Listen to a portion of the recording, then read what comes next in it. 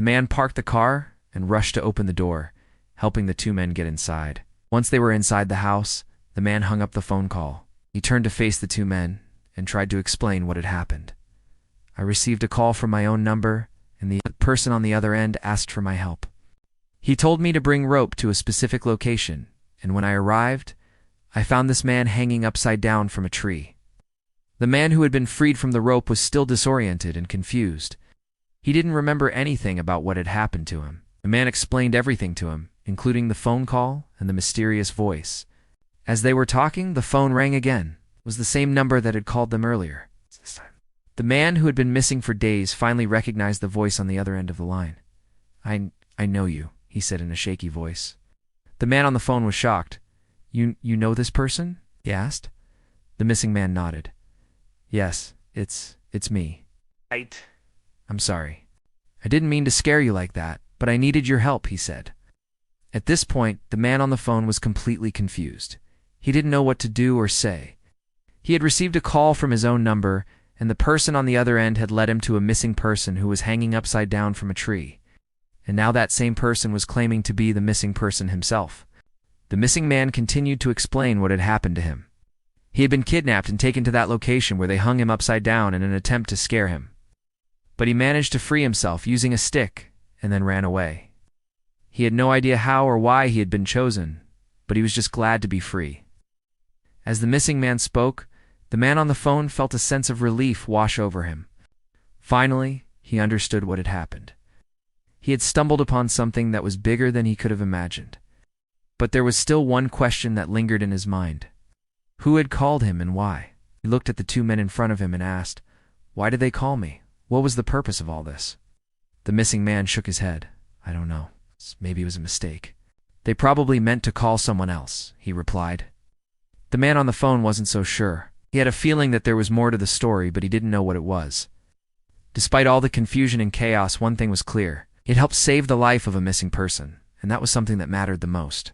In the end, the man on the phone called the police, and they arrived at the house to take the missing man back into custody. Before leaving, the missing man thanked the man on the phone for his help and promised to pay him back. As the police led the missing man away, the man on the phone couldn't shake off the feeling that something was off. He knew that there was more to the story than what was being told. But despite his curiosity, he understood that it was best to let the authorities handle it from there. The following days were filled with questions and speculations. The news of the missing man's disappearance and subsequent return spread like wildfire, but no one knew the full story. The man on the phone received countless calls from friends and family, all wanting to know what had happened. But he didn't know any more than what the media had reported. Despite the attention, the man on the phone couldn't bring himself to talk about the incident. It was as if a dark cloud had been lifted from his shoulders, and he didn't want to disturb the peace that he had finally found.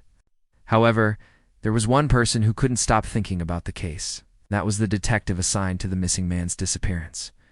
From the moment he heard about the case, he was determined to find out what had happened and who was responsible for the cryptic phone call. The detective gathered all the information that he could find about the man on the phone and the missing man, trying to find a connection between them. But everything seemed to be in order. There was no link between them except for the fact that they had both been involved in the same incident. Days turned into weeks, and the detective was getting frustrated. He had hit a dead end in his investigation and didn't know where to turn next, but he wasn't about to give up. He was determined to solve this case, no matter how long it took. Meanwhile, the man on the phone tried to move on with his life, as if nothing had happened. He went to work, spent time with his loved ones, and tried to forget about the incident. But the detective's investigation kept bringing him back into the spotlight. One day, the detective decided to pay the man on the phone a surprise visit. He stood on his doorstep with a badge in hand, ready to ask some tough questions. The man opened the door and was taken aback by the sight of the detective standing in front of him. The detective wasted no time and began asking questions about the incident. He wanted to know every detail that the man could remember, hoping that it would lead him to a breakthrough in the case.